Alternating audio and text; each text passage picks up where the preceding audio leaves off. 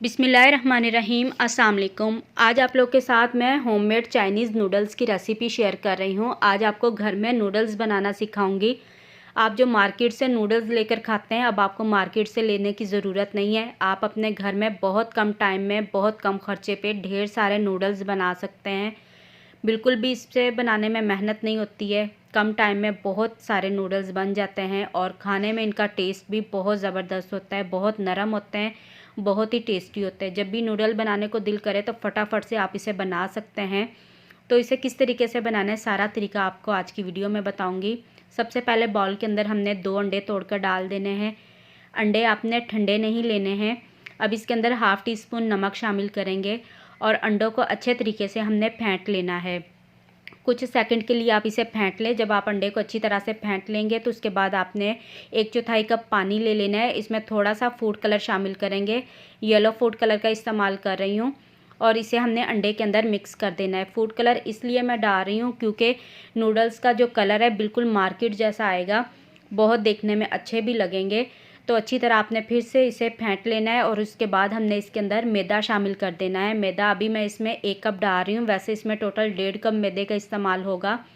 तो अच्छी तरह आपने इसे पहले मिक्स कर लेना है। मिक्स करने के बाद इसमें हमने आधा कप फिर से मैदा डाल देना है। जब हम नूडल्स बनाते हैं तो उसकी जो डो होती है उसे सख्त रखना होता है। इसकी डो को आपने नरम बिल्कुल भी नहीं रखना है। अच्छी तरह आप इसे सख्त कर लें इस तरह, और थोड़ा थोड़ा आप इसमें पानी शामिल करें और डो को आपने गूंद लेना है। थोड़ा सा पानी डालूंगी, ज़्यादा आपने पानी का इस्तेमाल नहीं करना है। तो यहाँ पे थोड़ा थोड़ा करके मैं पानी डालूंगी और अच्छी तरह हम आटे को गूंदेंगे। आटे को बहुत अच्छे तरीके से गूंदना है। 3 से 4 मिनट तो लाजमी आपने इसे गूंदना है और अच्छी तरह आपने इसे स्मूथ कर लेना है। ये देखिए इतना टाइट होना चाहिए। नरम आटा आपने बिल्कुल भी नहीं गूंदना है क्योंकि जब हम नूडल को बॉयल करेंगे तो अगर नरम होंगे तो वो पानी के अंदर ही घुल जाएंगे।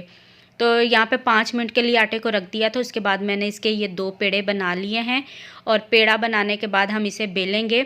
जब आप इसे बेलेंगे तो आपको मैदे का डस्ट बार बार करना होगा। तो इस तरह आप मैदा डस्ट करते जाएं और इस रोटी को आप बेलते जाएं। नूडल्स के लिए रोटी को बहुत बड़ा बेलना होता है और बारीक भी बेलना होता है। तो यहाँ पे मैंने अच्छी तरह रोटी को बेल लिया बड़ा सारा और इसके ऊपर दोबारा से हमने मैदे को डस्ट करना है और इस तरीके से इसे फोल्ड करना है। रोटी को 2 बार फोल्ड करेंगे। एक बार मैंने किया है, उसके ऊपर फिर से मैंने मैदा लगाया है। अब दोबारा से इसे हम फोल्ड करेंगे। इसके किनारों को आपने बराबर रखना है। फिर से इसके ऊपर मैदा लगाएंगे और इसे साइड पर रख देंगे और जो दूसरी वाली रोटी है रोटी उसे भी हम बेल लेते हैं। तो यहाँ पे दोनों रोटियाँ एक साथ ही मैं बेल लूँगी, उसके बाद हम इसकी कटिंग करेंगे। तो इसे भी मैं वैसे ही कर लूँगी और अब इसकी कटिंग कर रही हूँ। आप इस तरीके से बारीक बारीक इसकी कटिंग करें क्योंकि नूडल्स को हमने बारीक काटना है। जब हम इन्हें बॉयल करते हैं ना तो ये थोड़े से फूल जाते हैं। जितने बारीक होंगे तो उतने ही अच्छे लगेंगे। तो अच्छी तरह हम इसकी कटिंग कर लेते हैं और उसके बाद फिर मैं आपको दिखाती हूँ। और इस तरह ये लंबे लंबे से बनते हैं, बहुत ही अच्छे लगते हैं। अब आपको मार्केट से लेने की बिल्कुल भी ज़रूरत नहीं है। ये देखें कितने ज़बरदस्त ये बने। चाइनीज़ नूडल्स की शेप ऐसी होती है। तो अगर आप गोल बनाना चाहते हैं तो आप इसे बहुत ज़्यादा बारीक कर लें। तो फिर से इसके ऊपर मैदा डस्ट करेंगे और इस तरीके से हम इसे अलग करेंगे। मैदा इसलिए डस्ट कर रही हूँ ताकि ये आपस में चिपके ना। तो दूसरी साइड पे मैंने कढ़ाई में पानी गर्म होने के लिए रख दिया था। 1 चम्मच इसके अंदर हम कुकिंग ऑयल डालेंगे और इसमें थोड़े थोड़े करके हम नूडल्स डाल देंगे इस तरह।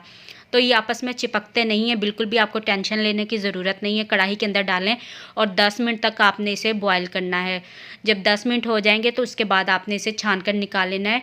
तो इसे मैं 2 से 3 हिस्सों में बॉयल करूँगी क्योंकि ये कढ़ाई मेरी थोड़ी सी छोटी थी। तो इसलिए यहाँ पे 10 मिनट गुजर चुके थे। अब इसे स्ट्रेनर में निकाल लूँगी और आपने फिर ठंडे पानी से इसे वॉश कर लेना है। तो ठंडे पानी में वॉश करने के बाद फिर मैं आपको इसे दिखाऊँगी।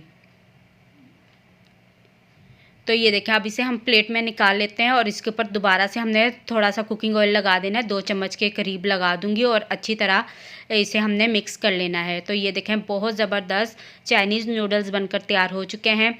अब आप इसे जिस तरीके से भी पकाना चाहें आप पका सकते हैं। पकाने का तरीका मैं आपको अपनी अगली वीडियो में बताऊँगी। वीडियो अच्छी लगे तो लाइक करें और आगे शेयर करें। Thank you.